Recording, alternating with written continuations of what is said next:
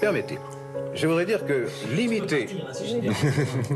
Ça fait 3 quarts d'heure que je suis là et que je m'ennuie à entendre les bêtises. Alors maintenant, si je peux rien dire avant la fin de l'émission, je parle pas pour vous, monsieur Mitterrand, parce que moi j'avais pris plein de notes en venant dans votre formation. Non, j'aurai pas le temps, je le sais déjà que j'ai pas le temps. J'ai juste le temps de me mettre en colère. Est-ce que vous voulez commencer maintenant? Non, c'est le système de l'information française qui fait comme ça. J'aurai le temps, 1 minute, de m'énerver, juste de m'énerver, de paraître pour un petit merdeux, un petit jeune de plus qui fout la pagaille partout.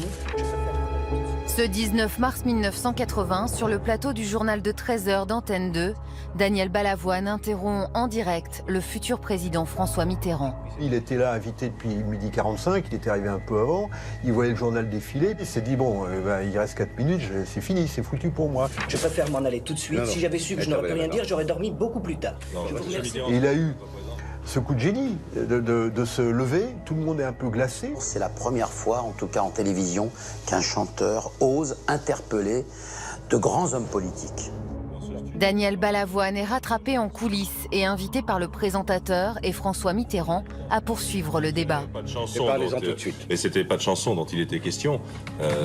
Ce que je peux vous dire, c'est que la jeunesse se désespère, elle est profondément désespérée parce qu'elle n'a plus d'appui, elle ne croit plus en la politique française, et moi je pense qu'elle a, en règle générale, en résumant un peu, bien raison. Ce que je peux vous dire, c'est que le désespoir est mobilisateur, et que lorsqu'il devient mobilisateur, il est dangereux. Il se positionne au nom, en tant que porte-parole, justement, d'une vraie jeunesse. Voilà, je suis la jeunesse, je représente la jeunesse. Évidemment, on ne me donne pas la parole. Un coup de sang qui marque profondément l'image du chanteur. Après cette interview télévisée, plus rien ne sera comme avant dans la perception que le public français va avoir de Daniel Balavoine. Daniel Balavoine, c'est un chanteur qui a des choses à dire, mais c'est aussi un chanteur dont on attend qu'il prenne position sur les grands sujets de société. Un cri du cœur qui l'installe comme une personnalité incontournable pour les Français. Daniel Balavoine, le porte-parole de toute une génération, mais avant tout une voix qui l'a fait connaître 3 ans plus tôt et qui résonne encore aujourd'hui. Lady Marley, toi tu t'endors de l'autre côté. Pourtant, lors de l'une de ses premières prestations télévisées, le jeune chanteur ne fait pas l'unanimité. À Berlin, tu sais, rien n'a changé. Il a beaucoup galéré au départ, comme tous les artistes. D'abord, il avait une voix particulière, très haut placée. Les gens ne pensaient pas qu'avec cette voix, il allait faire quoi que ce soit, là. Toutefois, ce soir-là, cette voix si particulière va retenir l'attention de l'une des plus célèbres chanteuses de l'époque. France Gall a découvert Daniel Balavoine avec la télévision, parce qu'un jour elle l'a vu chanter Lady Marlène et elle a trouvé que c'était un garçon incroyable, sa voix surtout incroyable. Daniel avait donc ce thème, cette amplitude, cette couleur, cette musicalité et la chose la plus fondamentale pour une voix qui est la reconnaissance immédiate. France Gall a une révélation. Cette voix haut perché pourrait intéresser son compagnon, le compositeur Michel Berger. À l'époque, avec Luc Plamondon, ils écrivent Starmania, le premier opéra rock en français. Les chansons sont terminées, il ne reste plus qu'à en trouver les interprètes. Un jour, Michel me dit, écoute, j'ai vu un gars avec une voix incroyable. Il dit, c'est très simple, il a la voix que j'aurais voulu avoir. Quelques jours plus tard, Michel Berger organise une audition pour le présenter à Luc Plamondon. Michel se met au piano et propose la musique, joue la musique. Et là, Daniel blanchit un peu parce qu'il a juste 3 minutes pour chanter comme ça sur une musique qu'il ne connaît pas, sur une mélodie qu'il ne connaît pas, et puis il se lance. Quand on arrive en ville, tout le monde change de trottoir. On n'a pas l'air viril, mais on fait peur à voir. Il a chanté comme s'il les avait toujours chantés. Là. Il a chanté tout de suite, il était excité. Tranquille, les banlieues dortoirs, c'est l'heure où les honnards descendent sur la ville. Un an plus tard, en 1979, sur la scène du Palais des Congrès, Daniel Balavoine entre dans la peau de son personnage, Johnny Roquefort, un banlieusard révolté qui, par amour, devient un terroriste. Il a gardé de ça la rage et le côté revendicateur. Et Moi, je pense qu'il est sorti complètement changé par cette expérience-là. Ouais. Starmania, c'était vraiment l'occasion de dire ce qu'il y avait au fond des tripes qu'il n'avait peut-être pas osé dire à l'époque encore, quoi. C'est que la vie, la société est vraiment pas rigolote, quoi. Et il a pris un plaisir inouï.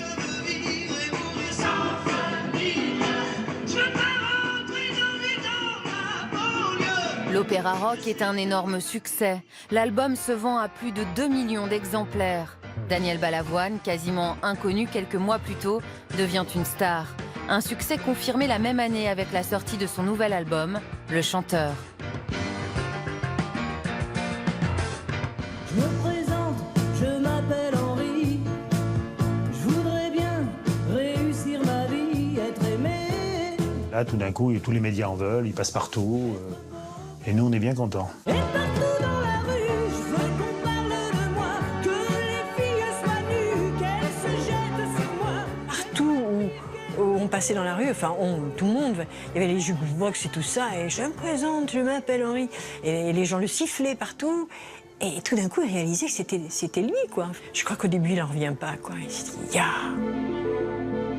Daniel Balavoine devient la nouvelle coqueluche des Français. Un succès qu'il doit à sa voix hors du commun, mais pas seulement. Comme le personnage qu'il a rendu célèbre, Johnny Roquefort, le chanteur est un homme engagé. Et le public et les médias aiment ça. Dans ses premières télés, on le voit souvent, effectivement, avec son blouson un peu étriqué, et puis cette mine renfrognée. Il y a la vigueur de celui qui veut convaincre. Et Daniel Balavoine réussit à convaincre le public. En juin 1982, il fait salle comble au Palais des Sports pendant 5 jours avec ses chansons déjà cultes, comme Mon fils, ma bataille. Les juges et les lois, ça me fait pas peur, c'est mon fils, ma bataille, fallait pas qu'elle s'en aille. Oh. Les 2 albums, Un autre monde, puis Vendeur de larmes, sont des succès avec à chaque fois plus de 500 000 exemplaires vendus. Je ne suis pas un héros, mais faut pas me coller à la peau. Je ne suis pas un héros. Il est dans une révolte sociale et une révolte de société. C'est-à-dire qu'il ne supporte plus cette société qui appartient au XXe siècle. On sent qu'il a déjà les mots du XXIe siècle. Sa réputation de fort en gueule ne fait que grandir, ce qui lui permet d'être invité le 23 octobre 1983 sur le plateau de l'émission phare de l'époque, 7 sur 7. On l'a vu interpeller le président Mitterrand à l'époque. On se dit, bah, tiens, Balavoine va devoir se frotter à l'exercice extrêmement compliqué de devoir commenter l'actualité de la semaine. Mais quelques heures avant que l'émission ne commence, alors qu'il est encore chez lui, Daniel Balavoine apprend une terrible nouvelle. Nous sommes en pleine guerre du Liban, un attentat meurtrier vient d'avoir lieu à Beyrouth et le frère du chanteur est sur place. Vers 6 h du matin, un camion rempli d'explosifs s'est jeté sur le Drakkar, qui est le quartier général des forces françaises au Liban, à Beyrouth. Il y a 58 soldats de l'armée française qui sont morts dans cet attentat. Et le frère de Daniel Balavoine, qui est militaire, est au Liban à ce moment-là. Et il n'apprendra que quelques minutes de mémoire avant l'émission que son frère n'a pas été blessé. Un frère qu'il a cru mort et une guerre qu'il exècre, alors qu'il doit s'exprimer sur les commémorations des anciens combattants, encore sous le coup de l'émotion, Daniel Balavoine s'emporte. Nous n'en avons pas. On entend souvent dire les adultes, oui, ça se voit que vous n'avez pas connu la guerre, il vous faudrait une bonne guerre. Moi, je leur dis maintenant, bien en face, on l'a, la guerre. Et là, il lâche son sac avec beaucoup de vulgarité. Alors je voudrais dire devant tout le monde que j'emmerde les anciens combattants, que j'en ai rien à foutre de tout ça, qu'on a autre chose à foutre que de s'occuper des anciennes guerres, qu'on n'a plus le temps de manifester pour ça, et que les jours des commémorations qu'il y a pour les anciennes guerres, on ferait mieux ces jours-là de manifester pour les guerres qu'il y a actuellement. Tout ça, c'est de la merde. Il faut le dire maintenant aux gens, il faut qu'on nous change la vie. Il a continué sa diatribe pendant à peu près 30-40 secondes. Et voilà, c'est un discours non raisonné, tout à fait affectif. Daniel Balavoine, souvent, parlait et puis réfléchissait après. Pour moi, c'est un dérapage, oui. C'est de la merde et on n'en veut plus. Et j'emmerde tous les pouvoirs, d'où qu'ils soient, quelles que soient leurs idéologies. Et j'emmerde en même temps ceux qui croient que c'est facile de le faire parce qu'ils n'ont qu'à venir le faire à ma place. Voilà. Merci Daniel Balavoine. Et là, évidemment, le lendemain, de cette émission 7 sur 7, c'est un tollé dans toute la presse. Balavoine désigne et harponne une institution. Évidemment, on était tous catastrophés. Je ne vous dis pas comment le téléphone a sonné dans notre pauvre bureau le lundi matin. On s'est fait agonir d'injures. Un scandale qui ne fait pas taire Daniel Balavoine. 2 ans plus tard, c'est avec une chanson qu'il se positionne dans un débat politique qui agite le pays. Nous sommes en 1985. La France est alors marquée par une forte poussée de l'extrême droite. Le chanteur prend position avec l'Aziza, un hymne contre le racisme.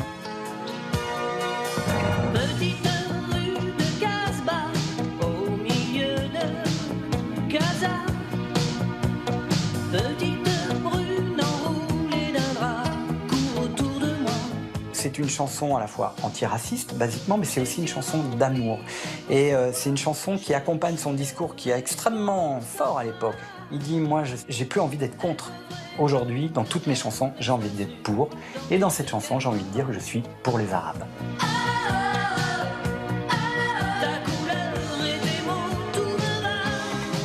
Un plaidoyer pour la tolérance qui est le plus gros tube de sa carrière. Mais le chanteur veut aller plus loin et passer des paroles aux actes. Passionné par les sports automobiles, c'est lors de son premier Paris-Dakar qu'il va découvrir sur le terrain ce dont on parle beaucoup à l'époque, la faim en Afrique. Un combat qui va devenir celui de sa vie. Il avait été touché par l'Afrique. Dès qu'il a mis le pied en Afrique, bon, il a découvert là-bas une misère, malheureusement, des problèmes par rapport à l'eau. En janvier 1986, Daniel Balavoine retourne sur le Paris-Dakar, mais cette fois-ci comme ambassadeur d'une action humanitaire, les Paris du Cœur. Il sait intuitivement que ce Paris-Dakar qu'il a aimé traverser en tant que copilote, il va pouvoir l'utiliser, entre guillemets, pour faire passer un message fondamental qui est celui de l'action sur le terrain. De quoi ont besoin ces populations africaines qu'il traverse? Ils ont besoin d'eau. L'association achemine du matériel agricole et des pompes à eau pour les populations locales. Chaque jour, Daniel Balavoine se rend de village en village pour apporter son aide. Jusqu'à ce jour du 14 janvier 1986, où son hélicoptère n'arrivera jamais. Voilà, il monte dans un hélicoptère dans lequel d'ailleurs il ne devait pas monter au départ.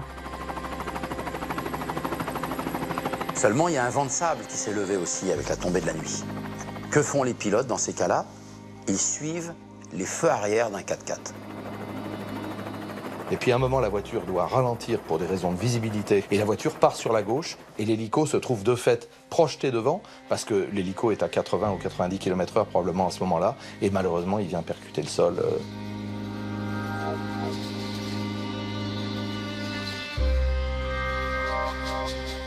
Il y avait à bord Thierry Sabine, Jean-Paul Le Fur, le radio, François-Xavier Bagnoux, le pilote, Daniel Balavoine et Nathalie Audan du Journal du Dimanche. Et tous les 5 sont morts. Pourquoi je vis? Pourquoi je meurs? Daniel Balavoine a disparu en pleine gloire à 33 ans. Pourquoi je ris? Pourquoi je pleure? C'est un choc immense pour les Français quand on annonce le nom de Daniel Balavoine. Je pense que c'est quelqu'un de rare, c'est quelqu'un d'exceptionnel et je pense que c'est la raison pour laquelle le succès de ses chansons perdure. C'était quelqu'un d'authentique et c'est pas si courant. 30 ans après sa mort, Daniel Balavoine reste irremplaçable dans le cœur des Français. Il fascine les chanteurs de la nouvelle génération qui lui rendent hommage aujourd'hui. Comme la fleur. Moi, ça a toujours été un modèle, en fait, en tant qu'artiste et en tant qu'être humain. C'est quelqu'un qui donnait tout, qui était toujours au-delà de la limite, en fait, dans tout ce qu'il faisait. Aussi bien dans son interprétation, dans son chant. C'est quelqu'un qui ne s'économisait pas. C'était le genre de grande gueule dont on manque aujourd'hui, qui n'hésitait pas à revendiquer les choses, à les crier haut et fort et à les assumer. Les juges et les lois, ça me fait pas peur. C'est assez rare d'avoir des gens qui peuvent être vrais tout le temps et entiers tout le temps, aussi bien sur un plateau de télé qu'en radio, que dans la vie, au quotidien, dans ses combats aussi, par rapport à l'humain. Et artistiquement, je pense que c'est les chansons qui vivent. Tous les cris Daniel Balavoine, un chanteur inoubliable.